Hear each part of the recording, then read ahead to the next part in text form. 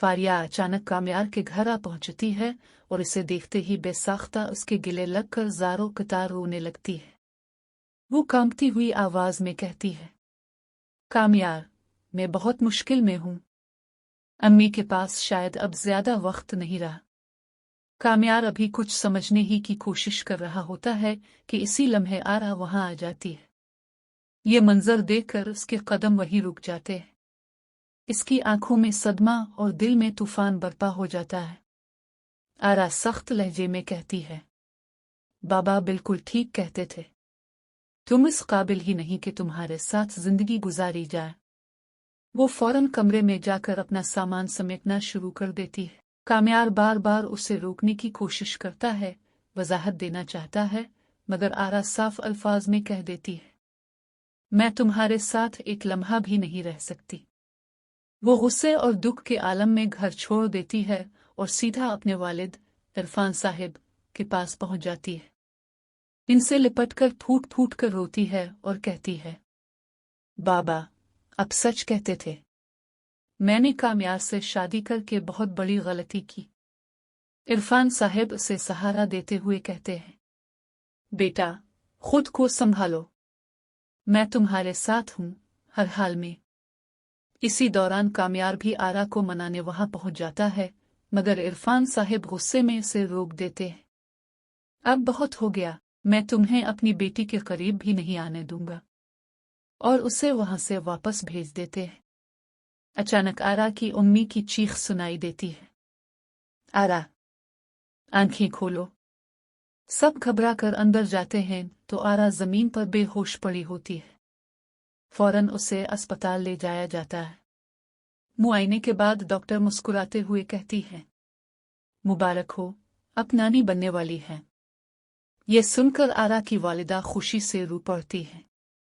घर वापस आकर वो इरफान साहिब से कहती हैं कि कामयार को ये खुशखबरी दे देनी चाहिए, मगर इरफान साहिब सख्ती से जवाब देते हैं, मेरी बेटी किसी पर बोझ नहीं है। वो दोबारा इस धोखेबाज के पास नहीं जाएगी, मैं उसे मुल्क से बाहर भेज दूंगा। दूसरी तरफ कामयार भी अपनी दादी से कहता है कि वो आरा को लेने दोबारा नहीं जाएगा क्योंकि उसने इस पर एतबार नहीं किया। दादी उसे समझाती हैं, बेटा, गलती तुम्हारी है। तुम खुद उसे बार बार शक करने पर मजबूर करते रहे हो। एयरपोर्ट से वापसी के बाद आरा और कामयार एक नई शुरुआत तो कर लेते हैं, मगर दिलों में जिमी बर्फ फौरन नहीं पिघलती। आरा वाज़े लफ्जों में कह देती है, मैंने तुम्हें एक मौका दिया है, आजमाइश अभी खत्म नहीं हुई। कामयार खुद को बदलने की सच्ची कोशिश शुरू कर देता है। वो फारिया से मुकम्मल तौर पर राब्ता खत्म कर देता है और अपनी तवज्जो सिर्फ आरा और आने वाले बच्चे पर मरकूज कर देता है।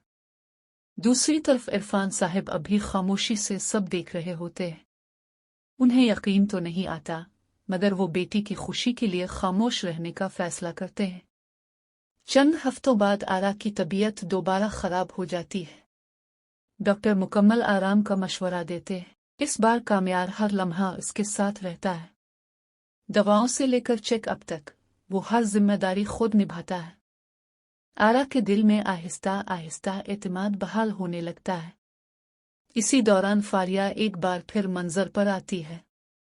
वो कामयार को फोन करके बताती है कि इसकी वालिदा का इंतकाल हो गया है और वो बिल्कुल तन्हा हो चुकी है। कामयार एक लम्हे के लिए परेशान जरूर होता है, मगर इस बार वो कोई बात आरा से छुपाता नहीं, साफ लफ्जों में सारी हकीकत बता देता है। आरा खामोशी से इसकी बात सुनती है और कहती है, अगर तुम वाकई बदल चुके हो तो सच छुपाने की जरूरत नहीं।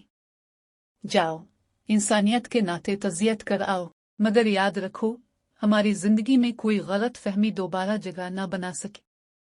कामयार मुख्तसर तौर पर तज़ियत करके वापस आ जाता है और फारिया को साफ कह देता है कि अब उसकी जिंदगी में सिर्फ इसका घर और उसका खानदान अहम है।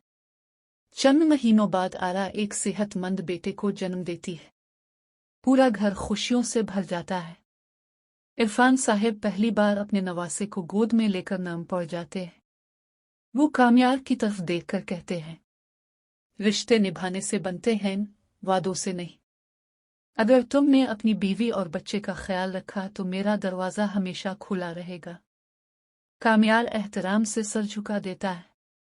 یوں آزمائشوں کے بعد یہ رشتہ مضبوط ہو جاتا ہے، غلط فہمیاں ختم ہوتی ہیں، اعتماد بحال ہوتا ہے، اور دونوں یہ سیکھ لیتے ہیں کہ محبت صرف دعووں سے نہیں بلکہ صبر، سچائی اور اعتماد سے قائم رہتی ہے۔